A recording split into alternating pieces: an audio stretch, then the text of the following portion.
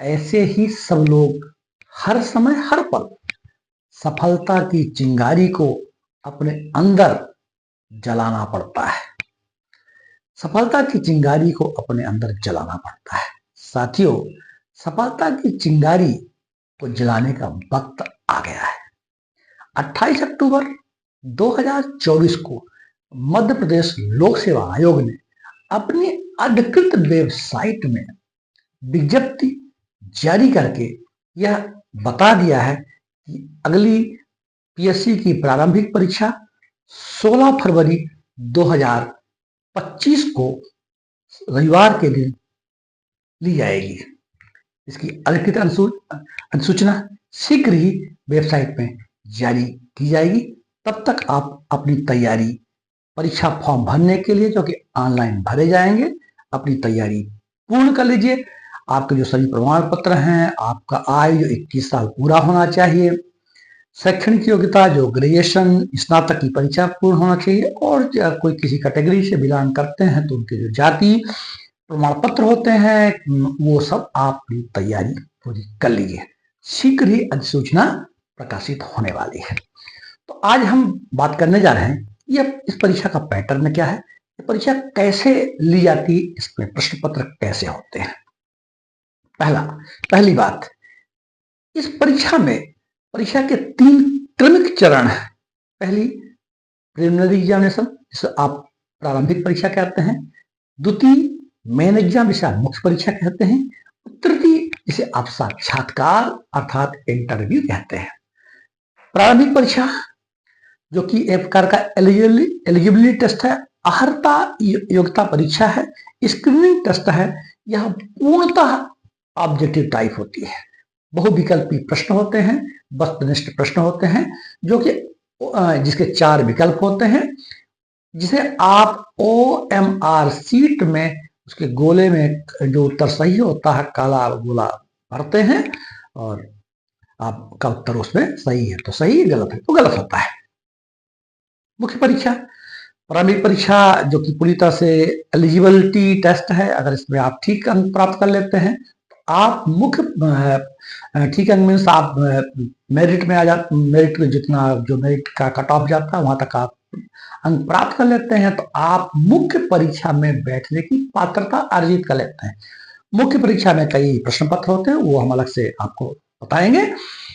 मुख्य परीक्षा totally descriptive लिखित होती है, उसको पास कर लेते हैं तो साक्षात्कार होता है, और साक्षात्कार को भी पास कर लेते हैं तो मुख्य परीक्षा और साक्षात्कार दोनों अंकों को जोड़ करके आपकी मेरिट बनती है और आप सिविल सेवा के लिए चयनित कर लिए जाते हैं। यदि आप मेरिट में वो उतना कट ऑफ का जो मार्क्स होता है उसको आप प्राप्त कर लेते हैं।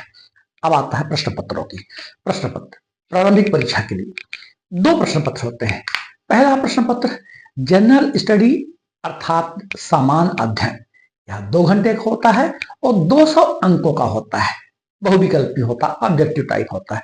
दूसरा जिसे आप सामान्य अभिरुचि परीक्षा कहते हैं, जनरल एप्टीट्यूड टेस्ट कहते हैं, ये भी 200 अंकों का होता है और 2 घंटे का होता है। खास बात, ये जो 2 प्रश्न पत्र होते हैं तो प्रथम प्रश्न पत्र अर्थात सामान्य अध्ययन से आपकी मेरिट बनती है। सेकंड प्रश्न पत्र सामान्य अभिरुचि जो परीक्षा प्रश्न पत्र होता है वो सिर्फ क्वालिफाइंग है, उसमें न्यूनतम जो कि लोक सेवा आयोग द्वारा निर्धारित किया जाता है, वर्तमान में अनारक्षित वर्ग के 40% है। अगर यदि आप 40% अंक उस प्रश्न पत्र में प्राप्त कर जाते हैं तो आपके प्रथम प्रश्न पत्र की कॉपी चेक होगी और आपसे उसकी मेरिट बनेगी। अर्थात सामान्य अभिरुचि परीक्षा जो का जो उत्तर आपके अंक हैं वो प्रथम प्रश्न पत्र के अंकों में नहीं जोड़े जाते हैं। लेकिन एक कोई परीक्षार्थी इस प्रारंभिक परीक्षा के साथ में एक परीक्षा और भी साथ में होती है जिसको राज्य वन सेवा परीक्षा भी कहते हैं। उसमें प्रश्न पत्र सेम होते हैं, अंक सेम होते हैं, लेकिन जो सामान्य अभिरुचि परीक्षा जो सेकंड प्रश्न पत्र होता है तो जो कॉमन सिविल सर्विसेज होता है उसमें सामान्य अभिरुचि परीक्षा के जो प्राप्तांक होते हैं वो फर्स्ट प्रश्न पत्र में मेरिट पर नहीं जुड़ते हैं, लेकिन राज्य वन सेवा परीक्षा देने वाले परीक्षार्थियों में दोनों प्रश्न पत्रों के प्राप्तांक जुड़ते हैं, उसके आधार पर मेरिट बनती है। इसको आप क्लियर कर लें। ठीक, परीक्षा आपने दे लिया, परीक्षा फर्स्ट पेपर सेकंड पेपर एक ही दिन में सामान्य तौर पे ये रविवार को आयोजित होती है। परीक्षा देने के बाद हम सभी लोग उसका उत्तर का मिलान करते हैं, ऑनलाइन भी मिलाते हैं यूट्यूब के माध्यम से और यहाँ। लेकिन लोक सेवा आयोग इसकी अधिकृत वेबसाइट में मॉडल आंसर या प्रोविजनल आंसर की प्राविधिक उत्तर कुंजी जारी करती है। यही शब्द टर्मिनोलॉजी यूज की जाती है, प्राविधिक उत्तर कुंजी, मॉडल आंसर भी बोल सकते हैं, मॉडल आंसर है प्राविधिक उत्तर कुंजी आप कह लें उसको, जारी की जाती है।